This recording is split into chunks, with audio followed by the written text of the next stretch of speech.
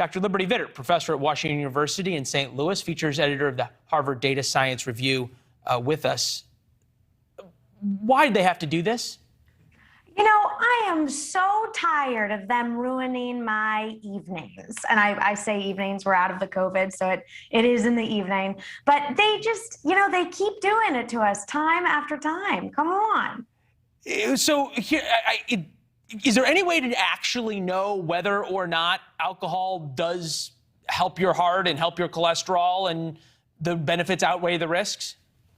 I mean, here's what we know. In general, research says that the benefits outweigh the harms. But all that this study that everyone is talking about proves is that they can't prove that it does something wrong. It's like you can't prove a negative. All they're doing is saying, well, we're not positive that it does something good. And they make it out to be, oh my gosh, alcohol is actually bad for you. No, the only thing this study showed is that they're not sure that it's good for you.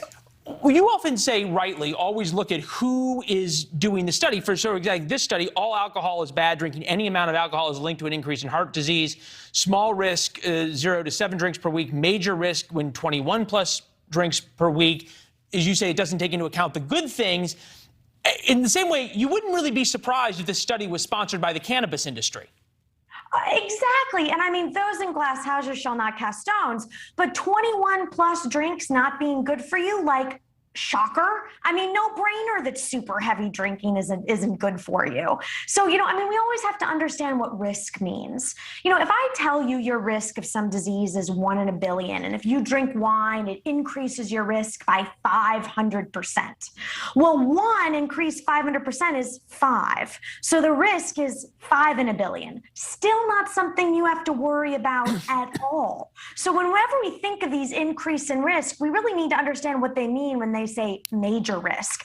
And it's not a major risk unless you're an enormously heavy drinker, which we all know isn't a good idea. Maybe fun sometimes, but it's not a good idea. Right, and we can all understand that based on how we feel the next morning after heavy drinking, that probably wasn't all that healthy. Alcohol beverage sales, 2019, $252 billion, 2020, $222 billion, 2021, $218 billion, which is kind of stunning because, as you noted, during COVID, it seems like alcohol sales would have gone way up.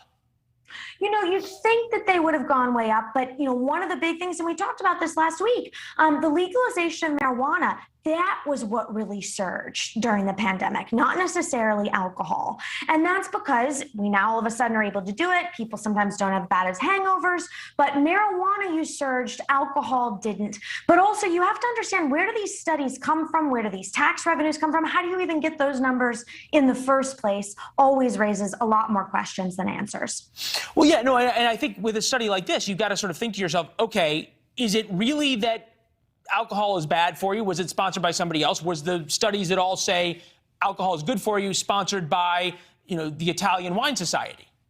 Exactly. And, one of the big things about this is what it tries to show is that if you are a complete abstainer, your risk for cardiovascular disease is higher than those who drink moderately.